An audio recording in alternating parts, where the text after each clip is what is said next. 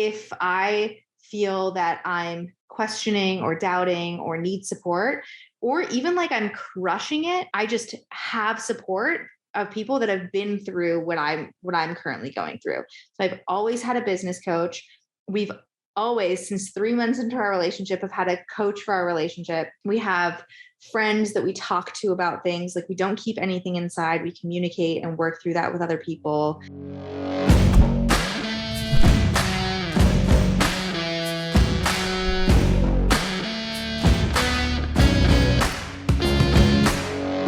Guys, welcome back to the Spear and Clover podcast, the show about the art of crushing your goals and the discipline of loving your life while you do it. I'm your host, Jason Skisik, the entrepreneurial evangelist, and each week I bring you the stories of visionaries who see the world as it could be and can't help but take action. If you're enjoying these episodes, please take a moment to subscribe, like, and review. This is the best way to stay in the loop when we drop new content. If you enjoy this episode, please take a moment and share it with a friend. You guys, today's guest is one of the most amazing human beings I know. Not simply because she is a wildly successful entrepreneur, or that her business, Working Against Gravity, has literally helped transform thousands of people's bodies and lives, or even that she's a super talented and competitive athlete. The real brilliance of Adee Cazayoux is that she has done all of these things while remaining kind, grounded, and just flat out awesome. Please welcome my friend, Adee Cazayoux. Adee, how are you? That was such a great intro. I love that one. Thank you. Thank you. It's great to see you again. How have you been? I've been great. I feel like probably for most people, the last few years has been an absolute roller coaster. And it totally feels that way. Yeah, my life is insane right now. I have a 2-year-old who is, I shouldn't be surprised, but he's kind of crazy. Yeah. Like, absolutely wild. And then I'm having another baby that's coming in September. Oh, congratulations. And work and life and, things going on in the world. There's a lot. I've been good and all along for the ride. Yeah. So we also are new parents. We're a little bit behind you. We have our daughter, Lucy, is just about to turn 1. And one thing I've noticed, we've both had a lot of life changes since 2020 and all the COVID stuff. And one thing I've noticed is it's like, you can handle any 1 or 2 things, but you start getting into like 3, 4, 5 big things all happening at once, and things can kind of get thrown for a ringer. So how have you been able to adapt to starting your new family? I know you and Mike both are entrepreneurs. How's that process been for you? Yeah, even before we had kids, we very much treat our relationship a lot like a business. And it did help that we worked together. So we worked together and both like leading a company together. Mm-hmm. And that really helped. And then we really do treat our relationship as such. Like, we have a weekly meeting where we check in on the relationship. We have a separate meeting that we utilize. We have like a kind of like a secular meeting and then a sacred meeting. Oh, wow. Where we talk about 2 different things. And it was a lot like running a business. Like, we started with some type of strategy and then realized it wasn't working and then had to adapt along the way. A lot of the things that I thought would be challenging weren't challenging. And then a lot of the things that were challenging were kind of super surprising. But it's really helpful to have a partner who, is a great communicator and is willing to sit and actually talk about it instead of holding. Our main priority in our relationship is to minimize the accumulation of resentment. That's like our number one priority, especially as parents. It's like so easy to start having resent build up in different places. Yeah. So we're both committed to that, and that's been helpful. Yeah. And I should say, Mike, your husband, Mike Cazayoux, is also a badass entrepreneur, an athlete, and a really terrific human being. I was just saying before the call, I love the way that he writes. I'm not somebody that likes to write very much, but anytime I see like a long post, I don't read it. But anytime I see a long post from him, I do. It's him and John Danaher, the only 2 people that I'll read long posts on Instagram. Yeah. Well, if anyone else wants to read it, he has a newsletter. Oh, there you go. soulsearchingadventures.com. We can throw the link to that underneath in the show notes. If there's anybody that I really enjoy working with most, it's entrepreneurial couples. My wife, Donna, and I have been in, I think, 4 different businesses together and run them together in one way or another. And I find that relationship, when treated with the honor and respect that it deserves, and the focus, like you're talking about, is like so rewarding. You've already hit a couple of things that you guys have done tactically. One of the things that we have done is we just look at every business, that business relationship, whether it's the gym or the coaching business or anything else, is on an infinite timeline. And so that immediately sets the other side of the scale so much heavier than whatever the problem is that's going on, if that makes sense. Mm-hmm. What about when you think about mission and core values for a business when you're two different people? How do you blend that into like a business perspective? Is that something you guys have given thought to? Like working, so you're like different mission and values separately as individuals as we're running the same business? Yeah, exactly. So you guys are different people and you're both in this relationship and you're both representing the business. Obviously working against gravity, which we're going to dive into in a second, is your baby. But did you guys have to make any changes to like the corporate culture based on your different core values? I think our values are similar, which helps. But in our situation, because we didn't start working against gravity together, there already was like a mission and values and a culture that he was coming into. More of the adapting was from a like relational perspective, not just between him and I, but from staff that had been there a long time, for longer than him, and him coming in, and how to manage that integration of him coming in a leadership role when other people had been there for longer. And like, who are you and why should I listen to you, other than the fact that, you know, we're married. But I think that was like the biggest challenge with that. And he already, I mean, I met him 6 months after starting working against gravity. So he was already like bought in on the mission and values that we already had. It's not his particular flavor. He's significantly more controversial. He loves to just provoke. And he likes to be more polarizing. I am not like that. I don't like to be controversial. I don't like to be polarizing in lots of ways. And so I think that he just had to adapt to like, we don't cuss, you know, we don't swear, and he likes to cuss. So there's things like that he had to adapt to. But if he had started it, I would have had to do the same. Like he had a company, Brute Strength, and it was kind of like almost like a frat house a little. Like there are a bunch of dudes just kind of messing around with each other all the time. And if I had moved there, then I think I would have had to adapt in that direction.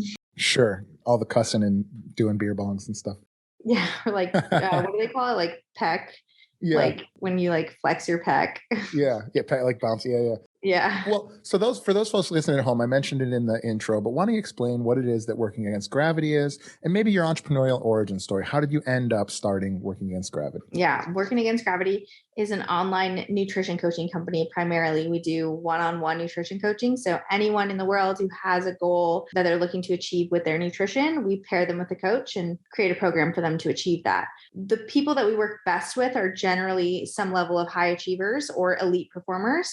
And that would be elite performing athletes, all the way from someone who just takes their performance seriously, like someone who does triathlons as a hobby, or someone who, you know, is really competitive in a CrossFit gym, to, you know, games champions, people who are winning medals at the Olympics. Like we have the full spectrum. If you like are the kind of person who likes to think that you challenge yourself like on a daily basis, people tell you can't do things and you're like, watch me do it. Like that type of personality is generally who we work best with. And we help their moms at the same time, and dads. So yeah, that's like probably our best fit. And we also help people who want to become nutrition coaches through a certification, as well as provide a software for them to manage their business, house it, communicate with their clients, and billing and all that, like a SaaS product as well. Oh, that's great. So how did it start? Where did this idea come from, and why were you called to make it? Yeah, there's probably like two origin stories, but like the older one is me at 16 years old being 200 pounds and very overweight. And I had been an athlete my entire life, but I also had a weird relationship with food. I was honestly, like in retrospect, my husband is a recovered addict. He used to be a heroin addict. And when I met him and I heard his story, I looked back on my own story and I was doing a lot of the same things he was doing. I was just doing it with food.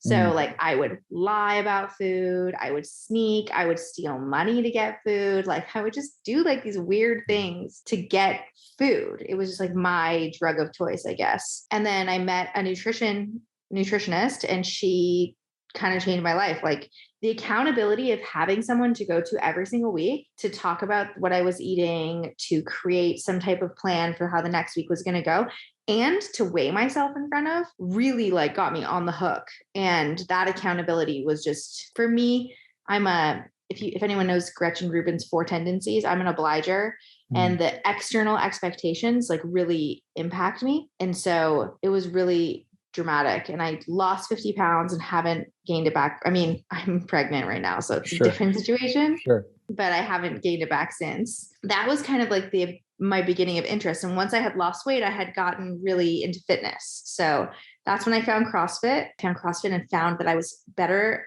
competitively at the weightlifting aspect. I don't know that I mentally have what it takes to be really competitive in CrossFit. Like the requirement of how much pain you have to feel is just, I just don't think I can do it. Like I watch these people do it and I'm just like, I want to rest and put it down for a little bit. And they're like, it's just different mentally. I just don't know that I have that in me, but I was better competitively at the weightlifting, just Olympic weightlifting, like clean and jerk and snatch.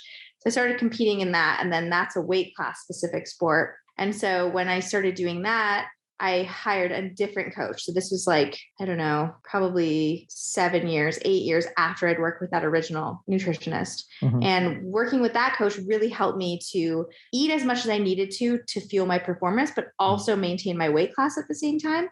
And it was the first time I truly went from feeling like an athlete to a professional athlete. Like I am just taking care of everything. I have all this data. I know how to tweak things to just perform my best and feel my best. And I wanted to share that with other people. I was sharing it on social media and they asked me to coach them. And so I coached a few people for free. And once it got like to a place where it was taking up a significant amount of my time, I just started charging people. And that kind of took over my life somehow.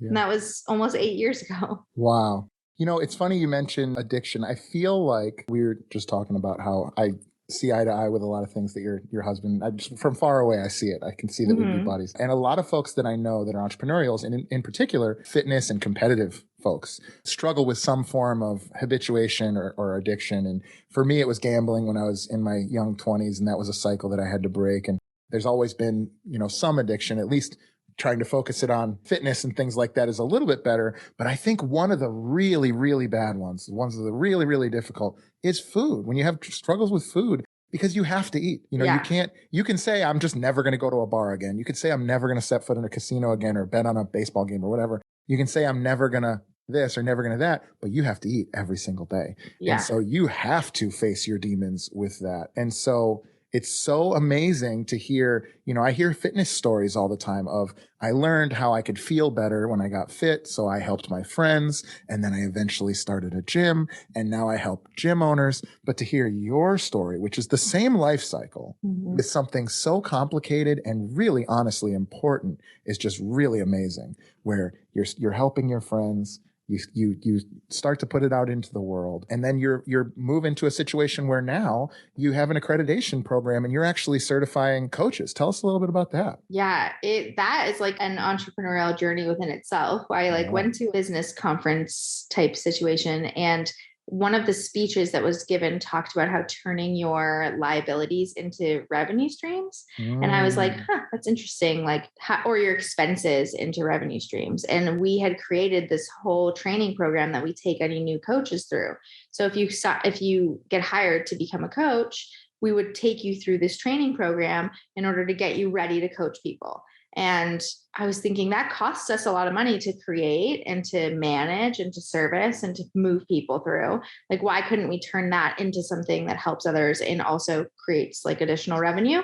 And so we just put it out there, and we're like, hey, if you want to become a nutrition coach, like, this is what we put our people through, and we keep updating it. And if you want to also join us. And that, what I think is unique about it that I love is that it also has the option of coming with mentorship. So a lot of people in the nutrition certification space that are taking the certifications, they'll take 10 and then they'll still feel like, I'm not confident enough to coach. Like, you get the book.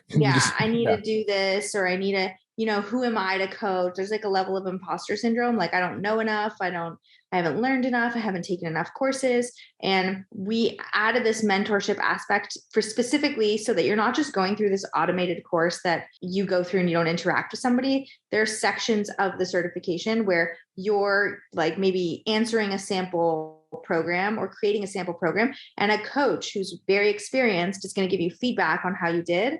And then you can get that real time, like, oh, I actually am good at this. And then you have the ability to get access to them forever. Like, you are actually coaching people and you're like, hey, I don't know if this is good or not. You reach out to them and ask them for support. So it just was like an aha moment in one of those conferences of like, what are our expenses that we could turn into income? Well, and not only that, but 2 points. One, every single person that you certify wanted to be your competitor anyway, right? In one way or another, even at a small level. So like your liability, which is maybe the competition, has become a revenue stream as well. That's kind of where I thought you were going with that originally. Oh, yeah. Yeah. I mean, that's totally true. Yeah. And then separately, I've personally sent several athletes your way who've gone through their own transformations. And I know at least one or two of them have become certified in the long run. And so it's so amazing that not only are you on that life cycle we already discussed, but you're seeing now those folks on their own life cycles. It's just it's so interesting to see that happen, especially in like such a virtuous market, right?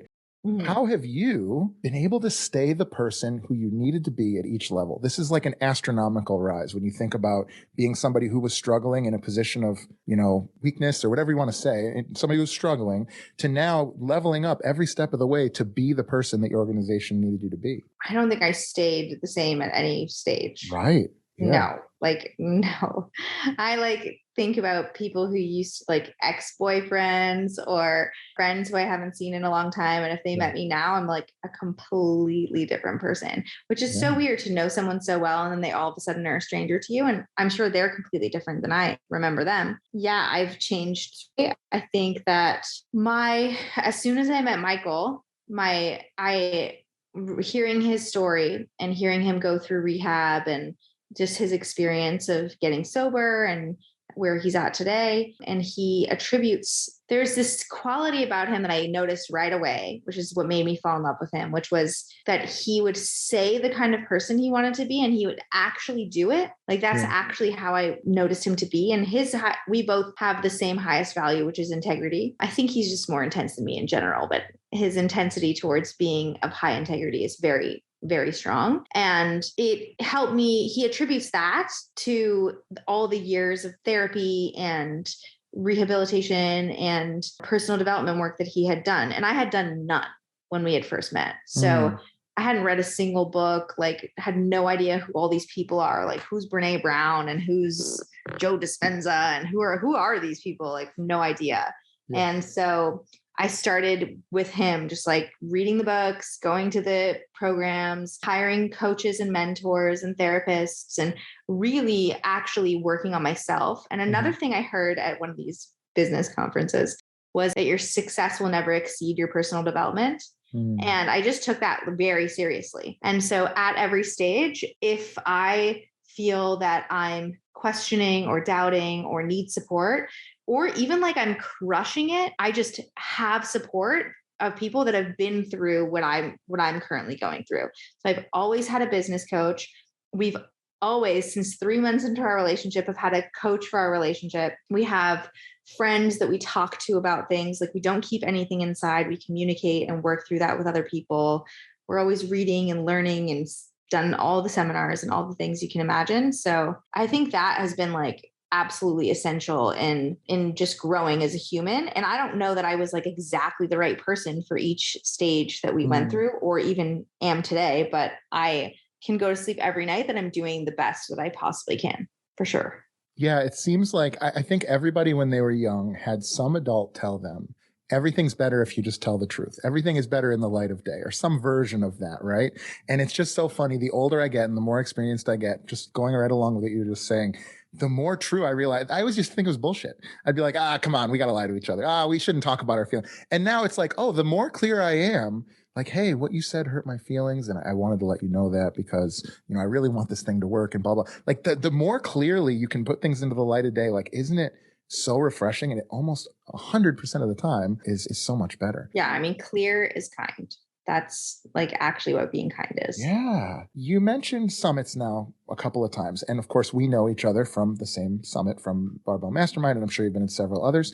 If you could tell the audience, somebody listening at home, I think one of the biggest mistakes that I see from like people that want to become entrepreneurs or people earlier on in their entrepreneurial business who are struggling is they're not willing to pay for summits or masterminds or expertise. Maybe if you could talk a little bit more specifically about what that role, what role that's played in your life and your Oh my development. gosh, it's been like absolutely essential. I mean, the thing is like I've done some that weren't great, but the actual mastermind itself maybe wasn't great, but who I met there and who that connected me to and who I now have in my life because I was there is priceless. So even if like the content wasn't amazing and I didn't have like major breakthroughs at that particular place, going still was really important and impactful in my life. I mean, I think it was like the best decisions I've made in business, period, is just being surrounded by other people that are going through the same things and not in this silo of my own problems and being so sucked into working in the business and taking me out to give me the opportunity to look from a higher vantage point of like what's going on, ask people for help, hear the problems that they're going through, or just meet the right person that's going to help me get through the next thing. Like they've made the mistake I've already made. And there is a thing about paying for it that's actually kind of important. 100%. Where it's like, oh, I just paid $5,000 for this thing or $10,000 for this thing. That's a lot of money, right? Like that's a lot of money. I'm definitely going to make this worth it. Where it's like, if it was free, I don't know, you just don't take it as seriously. Or if it was cheap or an amount of money that didn't matter as much, you wouldn't take it as seriously and you wouldn't get as much out of it.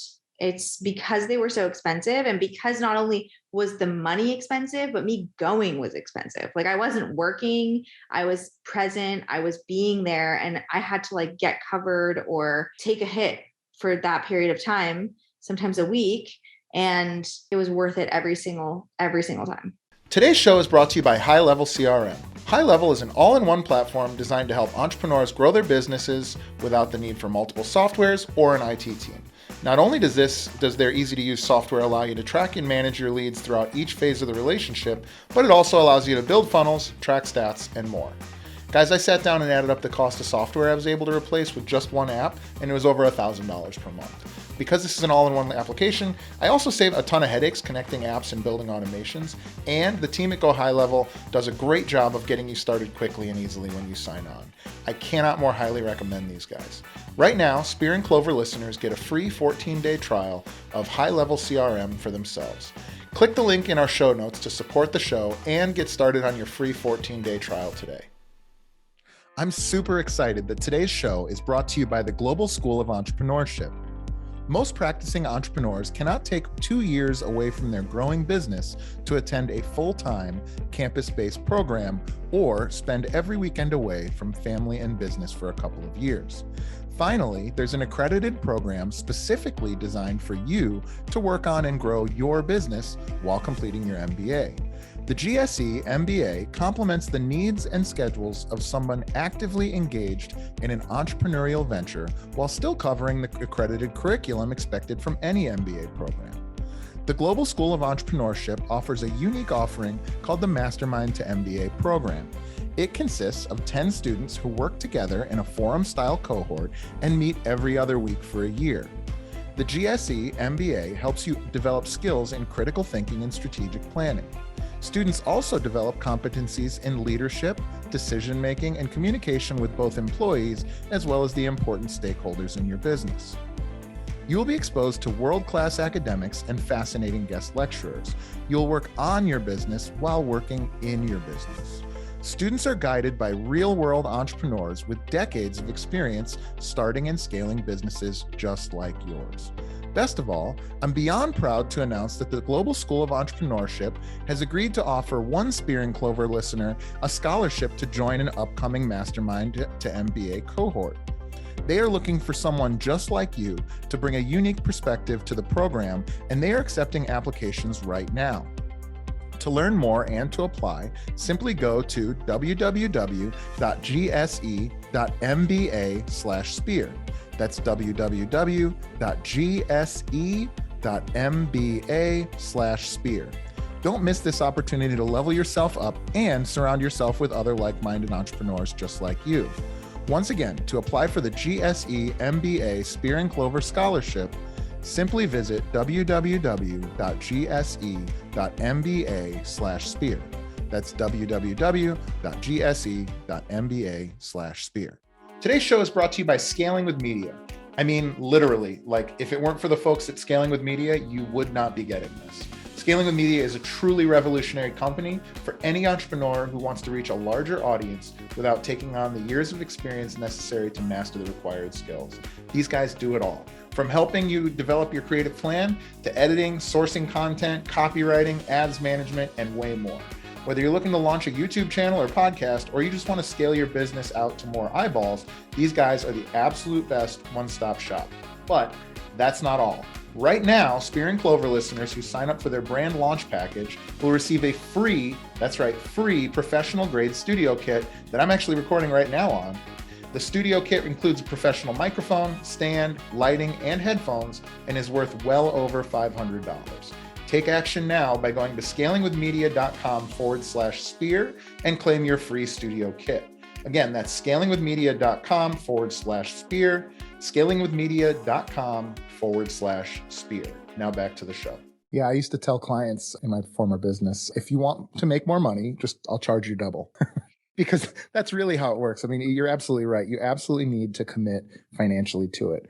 I have this image that I never will forget of we're at a mastermind. It's like after the day's work or whatever, and everybody's hanging out, drinking, having a good time. And Adee is sitting over her computer, pouring feverishly, responding to emails and like taking care of her flock. And that moment tells me more about you than anything I would have ever needed to see. Do you succeed because you're ambitious and you want your business to succeed, or do you succeed for your clients? I mean, I'm an obliger. So like I need the external expectations. If it's just meaning like, okay, there's 4 categories. One's obliger, meaning external expectations work really well. Internal expectations don't work as well. So if it's just me who cares if I do something, it's way harder for me to actually do it. If I don't have a coach, if I don't have a teacher, like my piano teacher left for the next 6 weeks and I practice way less when I don't have a lesson at the end of the week.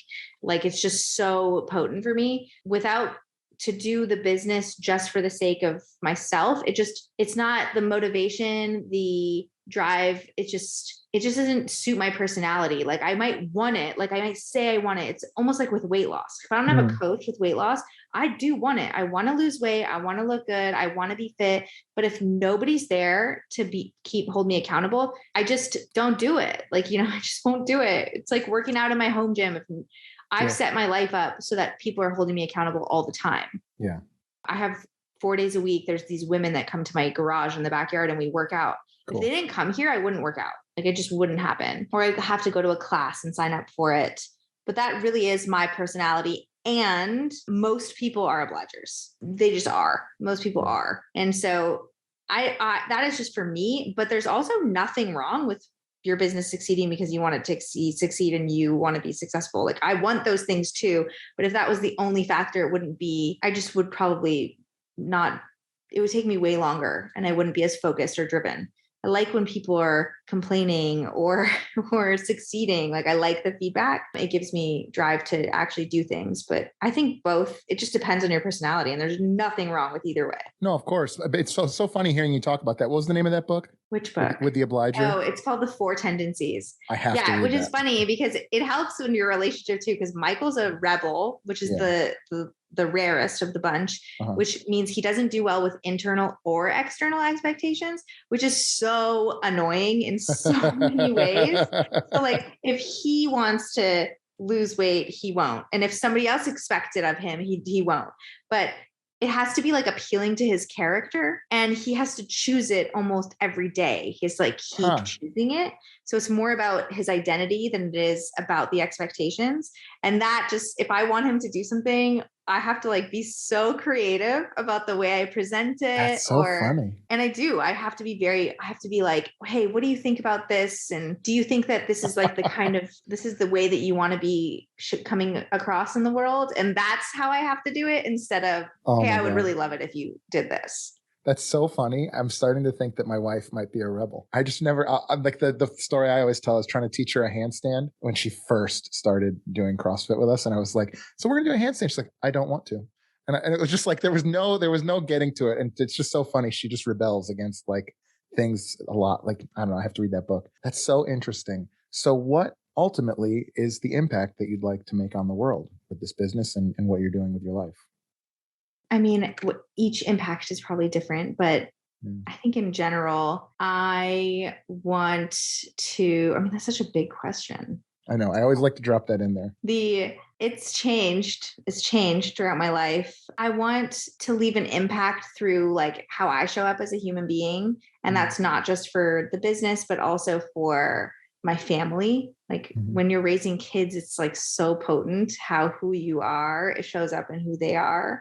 And I think it just became so much more serious to me. Like I'm laying the foundation for this child's nervous system for like the rest of his life. And that's just a really big thing. And then the impact that I want to have on a general scale as a human being is to just lead through example in myself of being someone of high integrity, of being someone that's kind to others, of honoring my word, of being regulated. Like that is so important, and not being afraid of doing challenging things, like chasing things that I want, even though they're hard, or having hard conversations, even though they're super uncomfortable. Through myself as an individual. And then there would be another example of like how we do that as a couple, like Michael and I as a relationship. Think of all the things I'm the most proud of in my whole life. It's definitely our relationship. Yeah. And through the business, working against gravity specifically, I want to help people realize that they really can do the things that they want to do. Like you can build trust with yourself. We find a lot of people who are like, I've been trying to do this for so long and I've been continue like falling off, or like, I don't look anything like how hard I work in the gym, what's going on.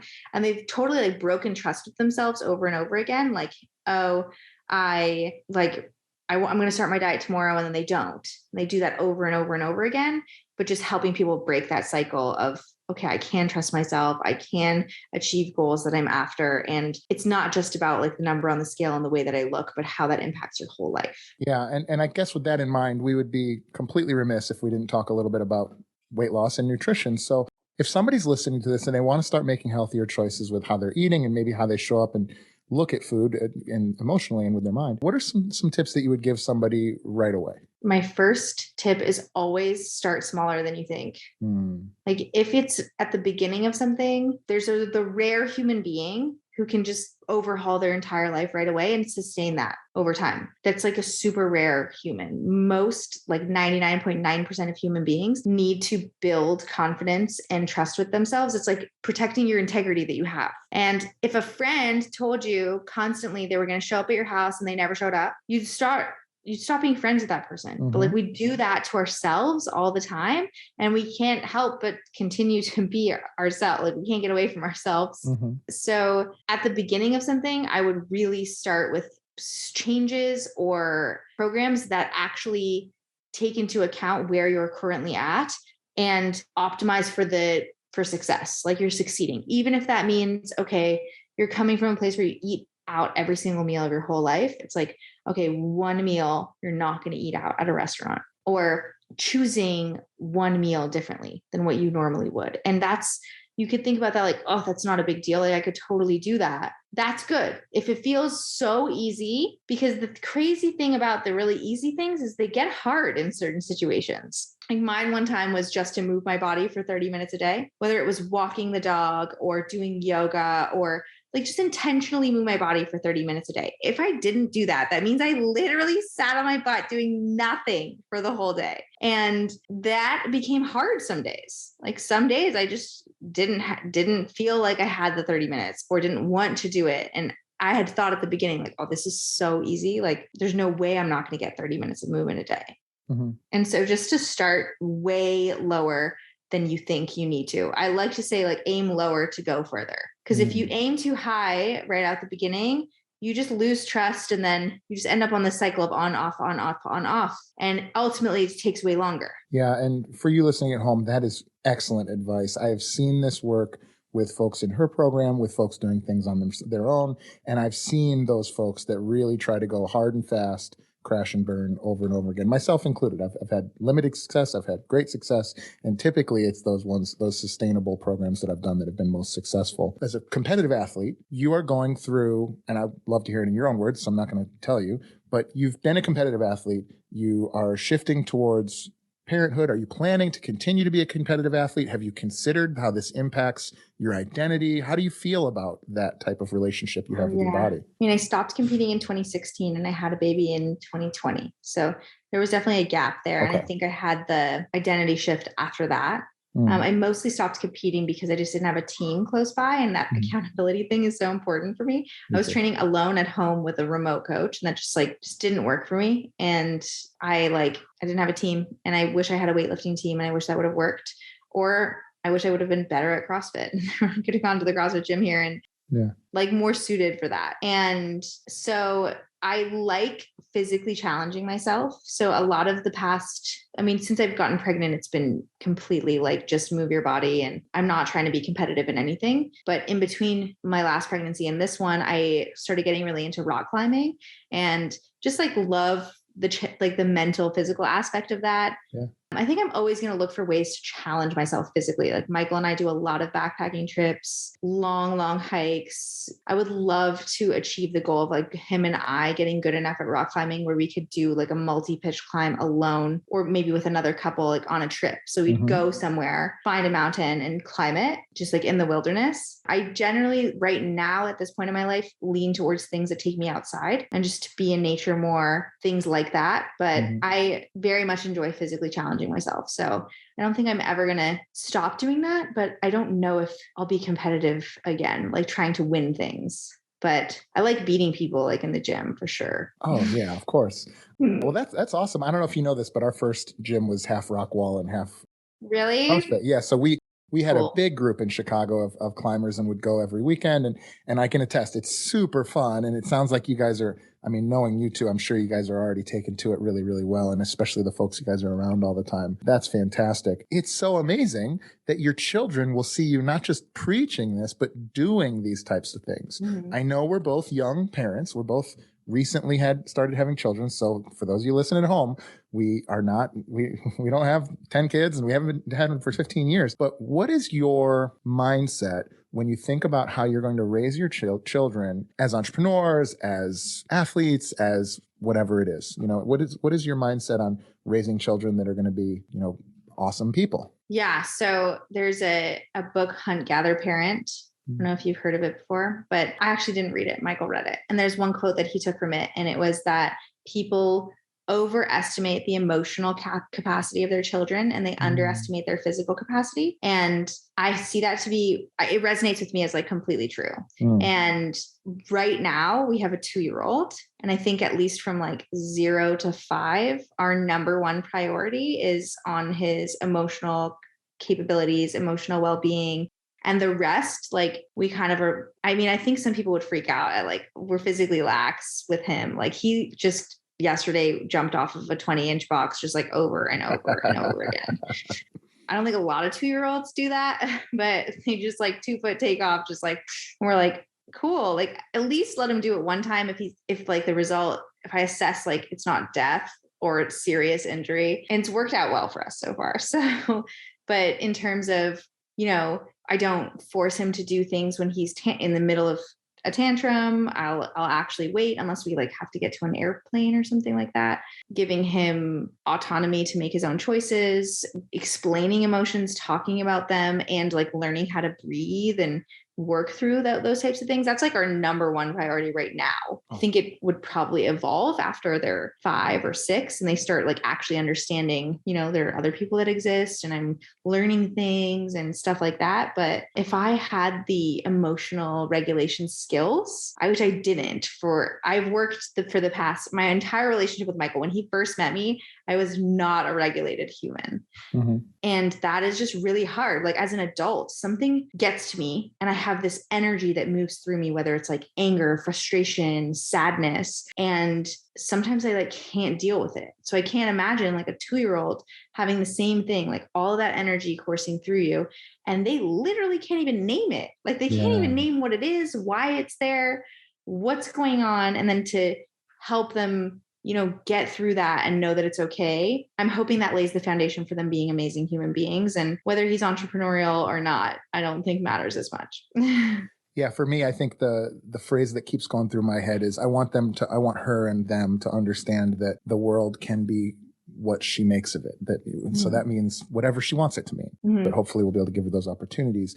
I hear so many of the entrepreneurs that I talk about, especially when it comes to parenting or regulating their own emotions, have like very Buddhist phrase, like mindset of like controlling the way that you react to the world as opposed to trying to control the world itself. And so I think that, for us as well, certainly I'm not perfect. Certainly neither is my wife, Donna, but I think that we share that mindset for sure. So Adee, there's 2 questions that I ask every single person that comes on the show, and I'm going to ask you them now. Are you ready? Yes. They're not that difficult. Well, we'll find out. Number 1, if you had access to unlimited financial capital, how would you profitably grow your current business or businesses? Unlimited capital. I would probably do the first thing that comes to mind is hiring some new tech developers and just really working on changing the user experience and the features within our software to optimize for like how to increase the accountability without being annoying, make things smoother and work better, and then also make the experience easier from a coach's end to manage their workflow. Just like the tech piece of our business, I would definitely invest in that for sure. I don't know if that would be profitable, but that's where I would want to spend it for sure. Like it's harder to realize the ROI on that, but that's where I would invest money first. I think it could be profitable. And one of the things you just made me think about that I wish I would have asked you before is this is one of my life's questions, which is how do we, as people who know what makes us feel better, when we eat healthy and we exercise and we do all the right things, we feel better, we look better, we have better sex, we think more clearly, we have more energy, people give us more money at work, all these things that are positive, and yet we don't do them. And as a person who's done some accountability coaching, quite a bit, nearly as much as you and your team have, is there a way to track the profitability of like, have you been able to track that subjective, like, are people responding to the methods that you're using to try and help influence their behavior towards their own goals? Yeah, I think you can create a feature and see if people are using it. You can track if they're actually using it. You can track through feedback and survey forms. You can do interviews with people, and you can also track, are people succeeding? So if you've integrated this new thing and you've seen a change in actual success and results, then you can track that way. In terms of like profitability, like numbers wise, it would just be like sales and retention. They probably retention. stay longer. That's awesome. Great answer. Second question, serious business. Okay. If you had to give up every business that you've ever been a part of and start something totally new that you've never done before, what do you think that might be?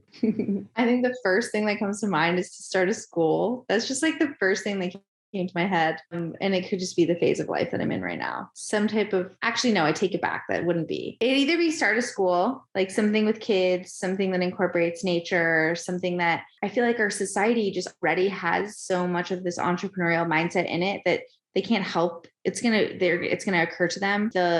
Like when you're a kid, just like the freedom to explore and, be like the Montessori's or the Waldorfs of the world that like put a higher priority on emotional well-being, something like that, maybe like a summer camp or something for kids. And then otherwise, I think I would actually become a ceramicist or like a potter.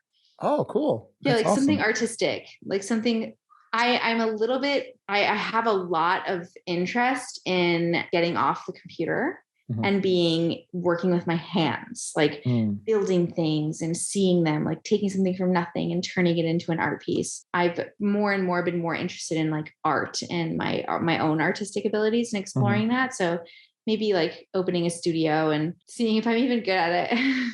That'd be so much fun. I threw pottery in in high school for like 2 years, and I never pursued it after that, but I really enjoyed it. It's a very, nice. There's just nothing more organic than like moving around mud, and then it's great. And I love having like hand done ceramics around the house. Like I love, like I have a few ceramicists that I like buy things from whenever they have sales, and I just love it so much. I should mention that there's maybe 3 or 4 people that have either been on the show or are people that I'm friends with that are very successful. And when I ask them that question about what they would do, they all say schools. Everybody, Really? yes. Actually, one of them was Aaron Hind said something with kids. I forget exactly what his answer was. And the other one was my good friend Martin, who's very successful, also is very interested in education and things like that. I think it's one of those things when you win your game, you are able to look behind you and help start to try and think about how to make the game better for the next generation, right? Mm-hmm. And I also think, unfortunately, that there's a lot to be addressed in that particular system. Yeah, for sure. I don't know. I know you guys are you're in Austin, right? Mm-hmm. Yeah, there's Tim Kennedy recently started that school down there that I literally told my wife I would move to Austin. Is it called Living Oaks? No, it's called, I don't think so. I think it's like Currahee or something like that. I'm trying to think of I don't know. In fact, I know he's friends with Tucker Max, who's a friend of ours, and Tucker started a school too. Oh, get out of here. That's so funny. Yeah, so Tucker started a school in Dripping Springs called Living Oaks, and Waldorf, like the staff are Waldorf certified or connected in some way. And then, they have every Friday is farm day where they the kids go out and tend to the farm. Yeah. And so we're highly considering sending our kids to Living. Yeah, I'm trying to think of the one that's not the same as the one that Tim has, but that's so interesting, first of all. And shout out to Tucker Max. Me and my friends in the Army all read his early books. I never read his books, but I mean, we hang out with him around here. And that's so cool. He's an interesting guy. My friend Will Taylor lives in Puerto Rico, and his kids go to a school, and I believe it's K through 12. I might be speaking out of school here, but by the time they're in 10th or 11th grade, they've started their own business, and they're actually a functioning business by the time they graduate. That's wild. So cool. And I know that I can't think, I'm going to have to look it up because this is not the first time it's come up on the show, but I'll have to look it up so that I can. Send me what Tim's super interested. Yeah. A couple of my friends just did the sheepdog training here. Yeah, so I did the sheepdog training for my bachelor party, and I'm going to his next course in Aurora that's coming up in September. Awesome! Yeah, a few girlfriends of mine did it. They did the all female version. I wanted to, but it's definitely not something you want to do pregnant. No, you definitely don't want to do it pregnant. No. And one thing I will say, I'm reading his book right now, actually, but one thing I'll say is one of his main missions is bring your daughter, bring your wife. He loves helping females be better capable of protecting themselves and others. So that's awesome. Yeah, I mean, we need it for sure. We definitely do. I was just in jiu-jitsu and kickboxing this morning with 3 lovely ladies who are kicking the crap out of me. So it's so epic because I just really don't think men fully can comprehend that. Michael can completely disable me with just his left arm. And no matter how hard I try, and I feel like I'm not the easiest person to completely immobilize. Yeah. And he, with just his left arm, he can totally immobilize me. And I'm see, this is something I have to keep in mind everywhere I go. Everywhere. So Lucy comes with me to jiu-jitsu. She's 11 months. She doesn't do anything. She comes with me to jiu-jitsu 2 to 3 days a week. And the plan is, as soon as we can, to get her to understand how to separate a physical altercation from fear and violence. And so to me, if I can only achieve one thing, and maybe she's never a champion or a fighter or anything like that, but if I can achieve one thing where she's able to remain calm in the face of conflict physically, then that is just, it's an enormous benefit for 99% of the population walking around. Before we wrap it up, can you let everybody know where they can get a hold of you, how they can find Working Against Gravity, and plug anything you got? Yeah, workingagainstgravity.com is where you can find Working Against Gravity, and for all things nutrition coaching, coach certification, or nutrition software. And I don't go on social media myself anymore. It's a whole other conversation.